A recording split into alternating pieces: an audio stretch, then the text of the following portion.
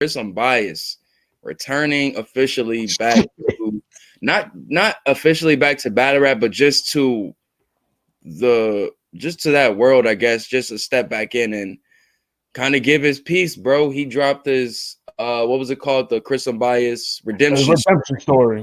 Mm-hmm. So just a quick snapshot of what his path into where we are now. Like, obviously, if you know Chris Unbias, one of our, you know what I'm saying, leading bloggers. Well, honestly, I'm trying to can we key the term here? Can we at least call them vloggers? Because that's what they are. Yeah, because it's not on text. This whole blogging shit is getting on my nerve. I haven't seen one nigga write or type a fucking blog. I haven't seen a blogspot.com. Like nothing Kanye nowhere. Kanye, you feel me? The blog. As a nigga who come from the blog era, y'all niggas ain't blogging. Like, you feel me? Shout out to my nigga Big Ghostface. Big Ghost. You remember them eras? That era. You know what I'm saying? I know. See, the thing with Big Ghost is people only know him from Twitter. I know him because he's a producer too. Y'all remember the Big Ghostface forum? Like not forum, but like blog joint he used to do? He would review albums, but I only found out about that after. Like I knew him as a producer first. I didn't know he was a blogger at all. I knew him as an album reviewer before producer, but anyways though, I don't want to die, but like I said, he was he was top tier for me. One of the reasons why I got into like battle rap media per se, when I tell you with the old podcast, it was just like I said, watching guys like Elliot Wilson doing his shit and hip hop and shit like that. Watching guys like Jay Black, Chris Unbias, even Angry Fan to an extent. You know, I'm not no slight to Angry Fan. I just never. I think you could say that Chris Unbias inspired this crop of vloggers you see here today. Well, that's what I said with me. Like I said, I don't know about anybody else because a lot of these niggas is weird. But I know for me, what wanted me to jump in the game, at least in battle rap, was Jay Black and Unbiased, like officially though. So just to see we know everything, the untold truth, great, great, talks he did, nice breakdowns. Sometimes he had some crazy shit. He said, just life of a blogger, whatever. He was up there. Him and Jay Black and Angry Fan were up there.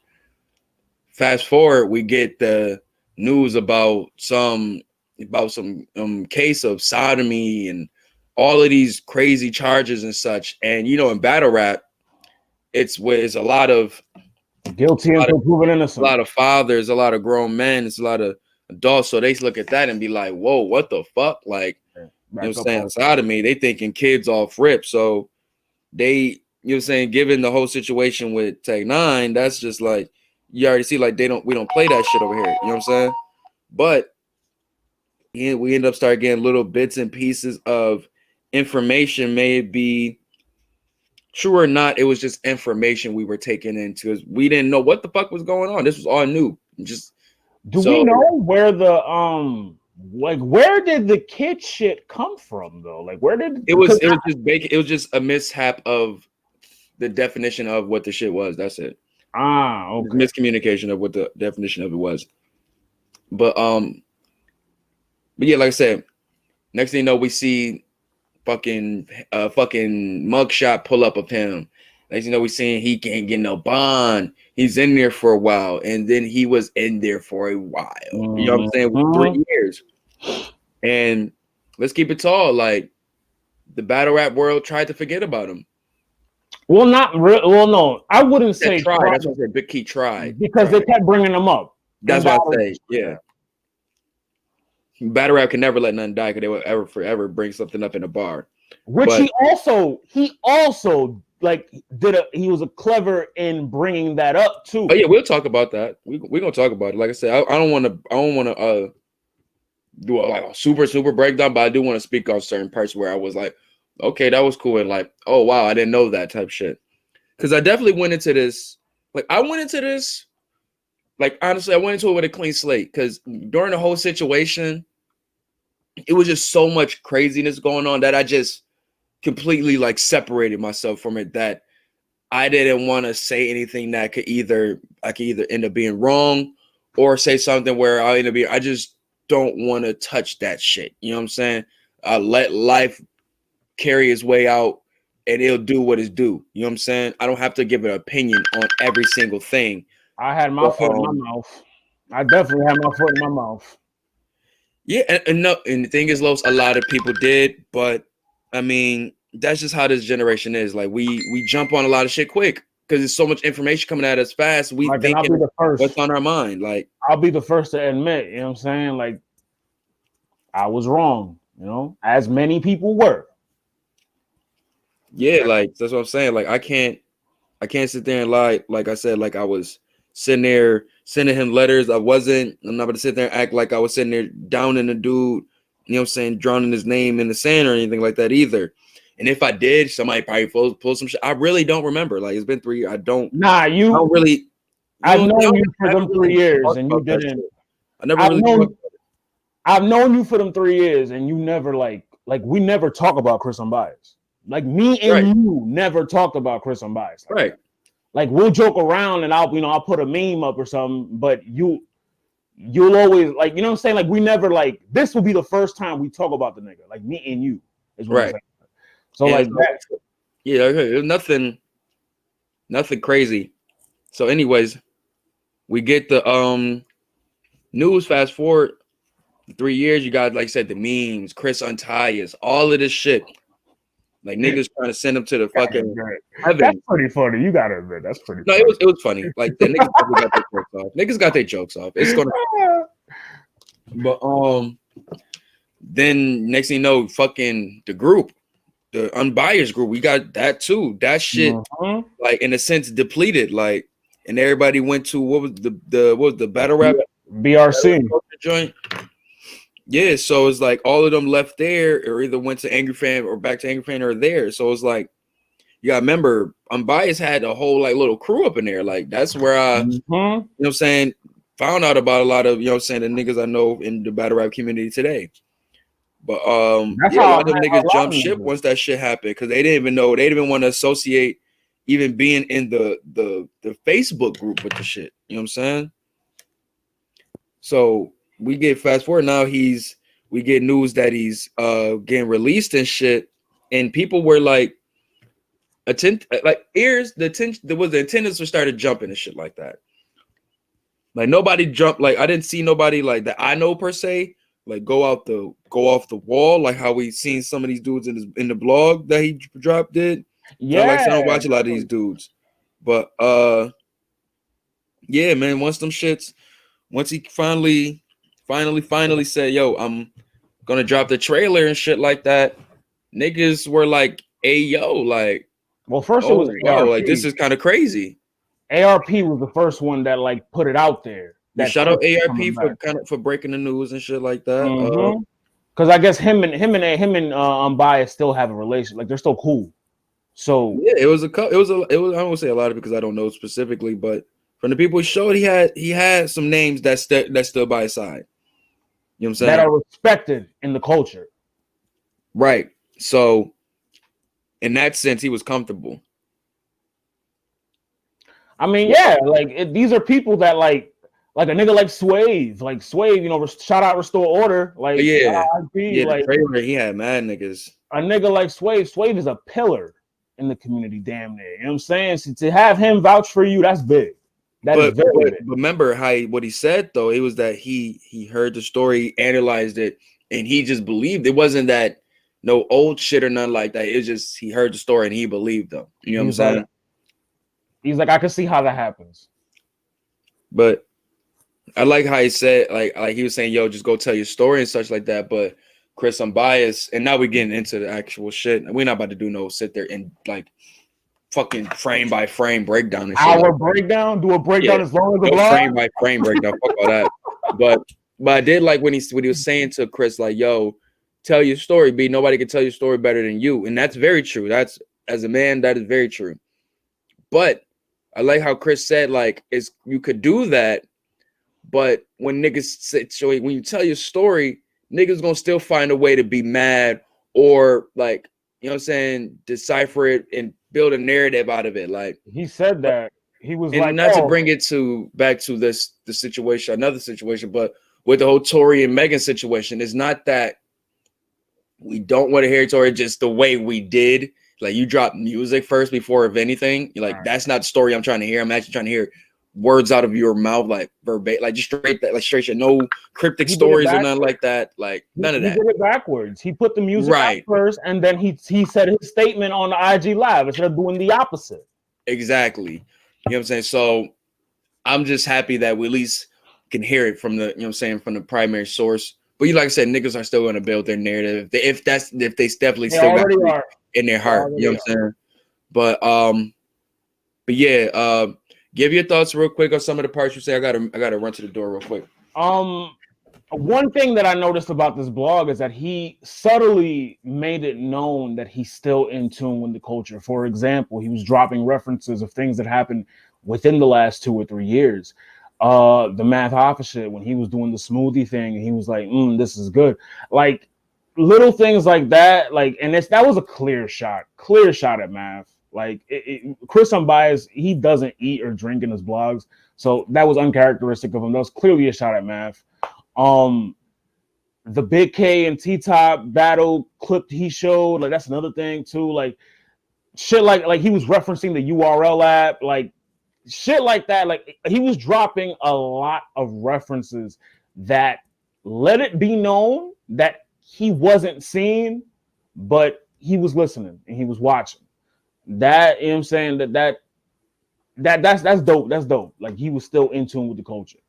And then another thing that I noticed was that, like, dude, you're paying like the fake money thing. Because I'm not gonna get into it. I'm not gonna get into it all. But long story less long. I guess the woman that he had contracted for the party had like they paid with fake money was involved. But what I'm saying is like, damn, like you ain't like the way he broke his story down. It sounded like everything that could go wrong went wrong. It was one of those situations like, damn, what else can go wrong? And that's exactly what his situation sounded like. And then to have, well, I was just basically saying that everything that he was breaking down in this situation, it sounded like everything that could go wrong did go wrong. Like the whole thing about, oh, my wallet was in my boy's truck and he took my truck and I had his car. I ain't gonna lie. Like even that, I think that's part. I always hate that part of the story because it always sounds fishy. The switch car story, it always sounds fishy. Even anytime, any manner you say that shit, like, oh yeah, me and my mans, we switch cars. You be like, that nigga switch cars. Like, niggas be out here switching cars. Like, I guess maybe too rich for me. I don't know. But I always hated that excuse because it never make a nigga look good. You know what I'm saying? Because who be like, niggas switch cars. I don't want no nigga in my car. Like, it just made it seem like, damn, like, and then like the whole, like, when she get it, but the whole party promoter shit, I can understand that because I understand that shit though. You do be having a lot of shit to bring in yourself. When he said she was holding the door handle and he drove off, like that was key there too. Like, damn, like she flipped it to, you know what I'm saying? Like, it's not that she flipped it, it's how the lawyers do, bro. You gotta think about it. It's them that gotta create the wordings and shit like that to really convict these people. He did say that this case was about wording.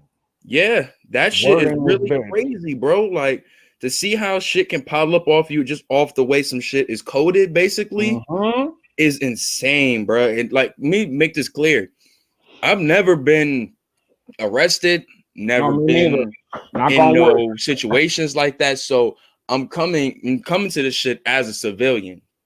So and come to as a civilian who've probably seen situations of this, and that's the only part of bit I can give that experience to. But other than that, I'm just saying this as a civilian. So a lot of this shit I was definitely getting put onto.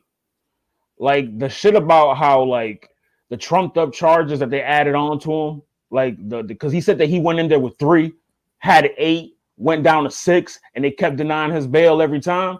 Like it shows how flawed our justice system is. Oh yeah, you know, a lot of niggas in ATL, they always complain about how their justice system is too. You know what I'm saying? Georgia and New York is some really like crazy fucking justice system. Oh, New York is top 3 worst justice systems in the world. Like, for real, bro. Like places I would hate to go to, like have to go to jail. New York State. Like New York, they're getting 10 years off rip for a handgun for just having one. Right? And making it's cool down there, but it's like I said, it's tick for tack. It's tit for tat. Like at the end of the day. Because like I said, with him though, with Chris, like I said, some of my big takeaways from this shit was, like I said, if you just let a lie continue to grow, like without fighting the lie, that shit will win. Like it could really take a life of its own, and that life almost did. Yours. You know what I'm saying, bro? Up until ARP dropped that blog, I still thought there were kids involved. I'm not going. I just didn't know, so I honestly, I'm keeping it. I honestly forgot about the situation at that point. So I honestly forgot about the shit. And you said he's been out for a minute. Yeah, he's been out. I think because, like I said, I still followed him and such like that. Never unfollowed him or nothing like that because I always felt like he was gonna come back for some reason. And you had to wait and see. You had a wait and see mentality as well. You know what I'm saying? Like, dude was always cool with me. Like, he never came off with no ashhole-ish type vibe or any of that nature. Like, he always was like a straight up dude. Like, yeah, every time he kicked me out of the group, he, you know what I'm saying, he'd always allow me back in. Yeah, like I always, you know what I'm saying, I was always trying to get him in for interviews and shit like that. But like I said, he was always a solid dude. So, like I said, no, none with that. Like I said, I still followed him. So once I seen that little green light starting to become active and shit, when I'm like in messages, I'm like, oh shit. You know what I'm saying? How did that feel? Seeing that, like, yo, like, I mean, it wasn't nothing. I mean, like, niggas get out of jail, like, so I was just like, oh, he's actually out. That's okay. But knowing what is rumored, knowing that he got out for what is rumored, I mean, that kind of eases it a little bit, at least. I mean, how does this blog make him look to you? Because I feel like, to me, and I'll say this, and you know, whoever disagrees can suck my dick. You already know. It makes him look like a victim in a sense. I mean, he was. It makes him look like a victim of the system.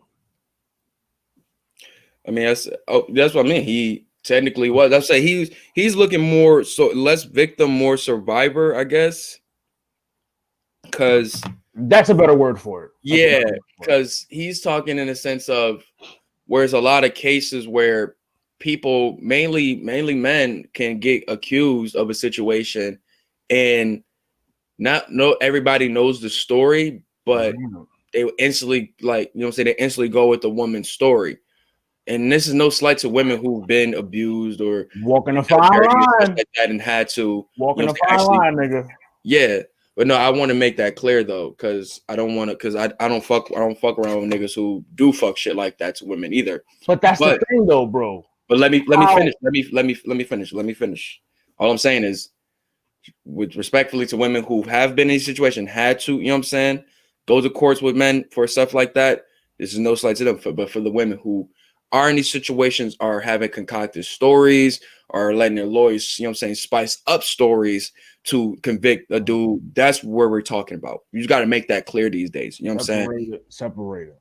Yeah. So for talking about to those women, those are the ones that we are as men are fearful for, and for our lives, whether it be white women, black women, just women in general, we are fearful of that. We see that with what's the movie, Daddy's Little Girls. You know, saying that situation. That's a heavy fucking it's multiple cases of, you know what I'm saying, accusations or assault or any of that nature.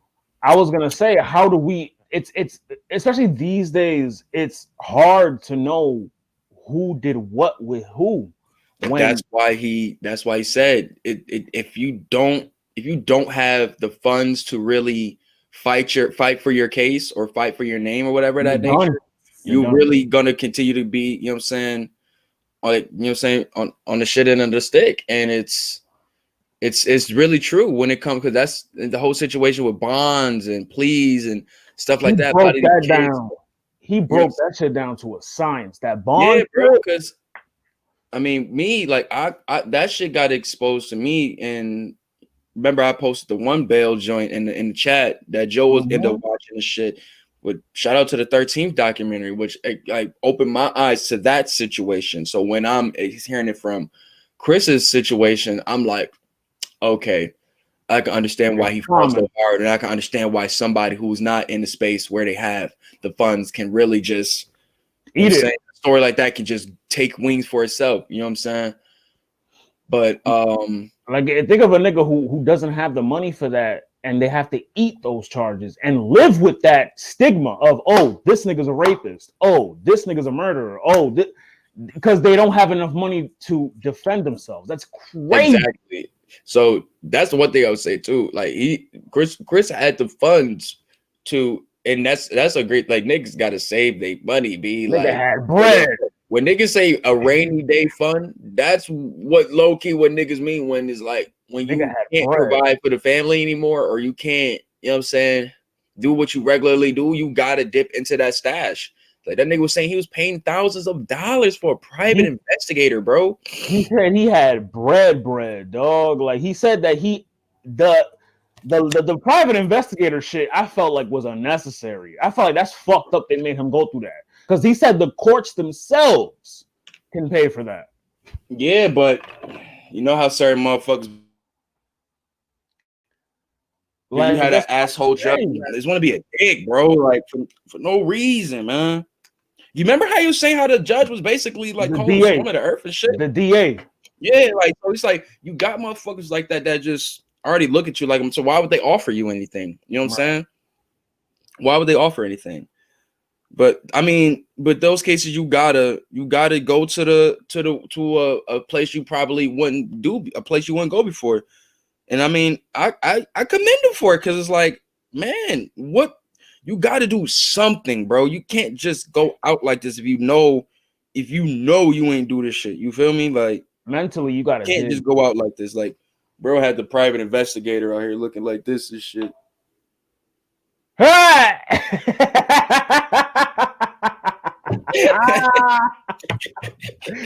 Son, you know what I'm saying? Like, but nah, like I said, I thought that was. I mean, he had to do what he had to do. He had to do what he had to do mentally.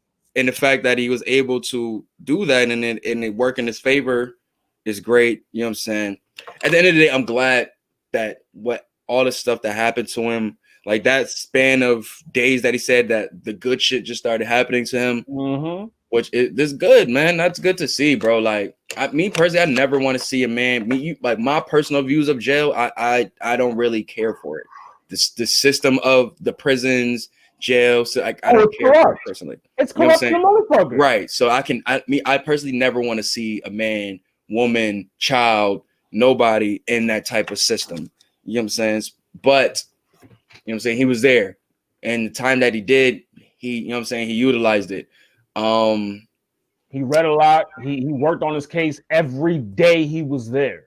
Yes, that's what I'm saying. You gotta want better for your life more than anything at that point, because they really, once they throw you in themselves, bro, you're the bottom of the state, bro. Like that's how they look at you, the bottom of the state. So they don't even care. Like you said, like it's to a point where they would just throw the shit away, and it's like, hey, it is what it is. You know what I'm saying? This is the story we're working with. It is what we're not working on. Yeah. Good riddance to you. You know what I'm saying? And that's how shit be, unless you really have that fucking wherewithal to fight this shit, bro. Like, I'm trying to think of another situation that I seen this in, like. Recently, didn't somebody who like got falsely accused of rape and did like 20 years got let out recently, and the girl is now doing time for it? Yeah, man, like that shit. And I think, me personally, I wouldn't be surprised if that nigga fights away to countersuit. But at some time, he probably just want to leave the whole situation alone. No. I lost 3 years of my life, $100 and something thousand deep in the hole. You gonna pay for that shit? Yeah, but where the fuck did them counterfeit dollars come from, though? That's what I was saying while you were gone. I was like, you got counterfeit dollars from? But then, like he said they could come from anywhere. It can come from the DJ. It can come from his man. It can come from the door. It can come from the security. Like it. Who knows at this point? He said he even had one, but it's like, who's paying y'all niggas in counterfeit bills? Oh, since when are cashiers looking at counterfeit bills like that? I've never in my life walked into a place and the motherfucker went like this. Never in my life. I was that guy. What do you mean? Oh, that looked up at the bill? I looked for the stripe, nigga. Asshole. You an I looked asshole. for the stripe. Yeah, you just, bro, I knew niggas that did counterfeit money, bro. I knew niggas that did counterfeit money, bro. Like, I know motherfuckers will do this shit. Like, I know it, bro. Like, bro, I used to work at Walmart. When I used to work at Walmart, niggas used to had this one little scam they would do, right? Niggas would buy like mad iPads, right? And would have, say, like maybe $400 and just $100 bills, but have like mad other like the gift cards, the fake bills and shit. Oh nah, I've seen the gift cards when I was at Target. When I was at Walmart, they used to do they did that joint at Home Depot. I peeped that one time, but yeah, they basically they would bring a stack of bills and shit like that. Do what they got to do, buy them joints and go return them at another joint. But just the fact that you could do it with the fake bills, and you know what I'm saying, like I just know niggas would do this shit. So I was always the guy. I marked the shit, or I look, you know what I'm saying. I did it. Niggas in a rush, and you out here. And then I know what the feel of real money feel like too. After like I know what the aged money feels like. Okay, too. Talk that shit, goods. Talk that shit. But yeah, man. So it's just, but I say all that to say is just. You know what I'm saying? That situation is like if he doesn't want to go back into it because he probably doesn't want to unpack that whole situation again, is probably like, okay, I understand. Imagine his home life though, because he did say he cheated on his wife. Yeah, man, that was tough too to admit, like to have to admit that on camera and admit that, you know what I'm saying? He basically had to pull a Kobe. He had to do that shit in front of his wife. Like, yo, I cheated on you and I might be going to jail for it. That shit is crazy, man. That is crazy to deal with. Like, once again, I just wouldn't know what to do, bro. Like, I really wouldn't know what to do. Like, you really have to be in somebody's shoes to understand that situation, because that is just really like a fucking avalanche of just problems, bro. Like, from the night of the party, that shit goes sour, the payment and shit like that. Then you get the argument. Then you get the police, and now you got to explain to your family. Now the ins and outs of them trying to fuck you over in jail, not literally, but figuratively. Oh, I know the case. I know there was a case similar like this. The Duke Lacrosse niggas. You've heard of the Duke Lacrosse case? Lacrosse. The Duke Lacrosse team. So, okay. Yeah. The girl, she had sex with them, and then she made it seem like they all raped her. 2-3 year battle going on, legal battle. It turns out she had a falling out with somebody in the group, and to get back at somebody in the group, she pinned the rape on all of them. Mm-hmm. And like, that is just, and she was a prostitute. She was a paid prostitute. Yeah, man, that shit is crazy, B. That shit really crazy, man. But like I said, man, shout out to Chris Unbias, man, whether you like him or don't, whether you believe it or believe him or not, whatever. Because if you don't by now, you're blind. They will show you paperwork, dates, shit like that. Like, I'm not saying now. What Battle Truth, you know what I mean? We don't address him on the show like that, but what homie said about Chris was that he was showing charges from 2015.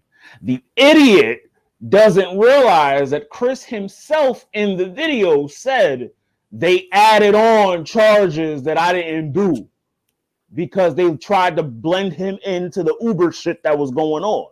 Yep. So where is this coming from? Like, so that's the narrative going around. I'm not paying no mind to it. He proved his innocence. Like, let it go. Let it go, man. Yeah, I mean, at this point, I'm just like, if you just still doing it, like you said, You're still doing it. You're still bashing on the shit. It's really just for clout at this point. And battle rap media at this point is a lot of clout chasers. There's a lot of clout chasers than people who actually want to enjoy the battles. One of them being homie. One of them being dude. And that's why I personally never watched him. You know what I'm saying? It's personally why I really don't give light to his brand. You know what I'm saying? People enjoy his brand. I let people enjoy it. It's just not for me and what I like in battle rap. You know what I'm saying? Not your cup of tea. That's all. Yeah. So like I said, I want to just shout out to him for standing tall, fighting the situation. Like listening to it was really dope.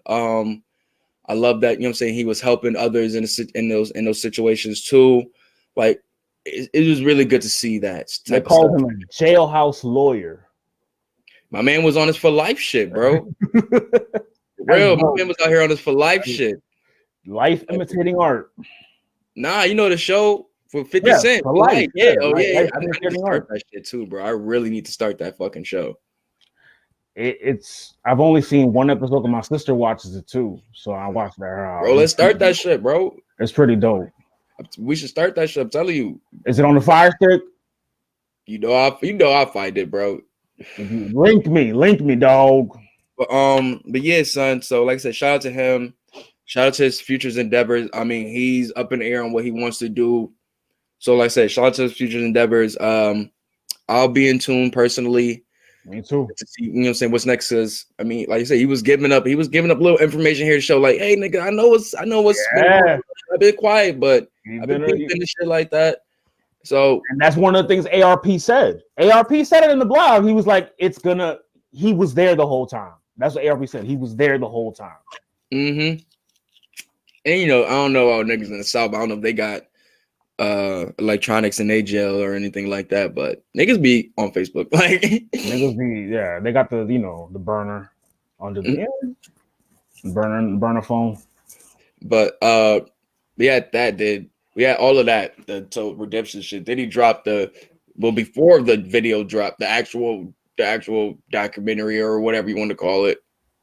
He had the Norbs preview. That looks heavy. And I'm not saying they're Norbs. That looks heavy. Heavy. And it makes you think. There was a time where Chris and URL had a good relationship. They had good rapport. Beasley himself has an untold truth. Mm-hmm. Now, look at how the tables turn.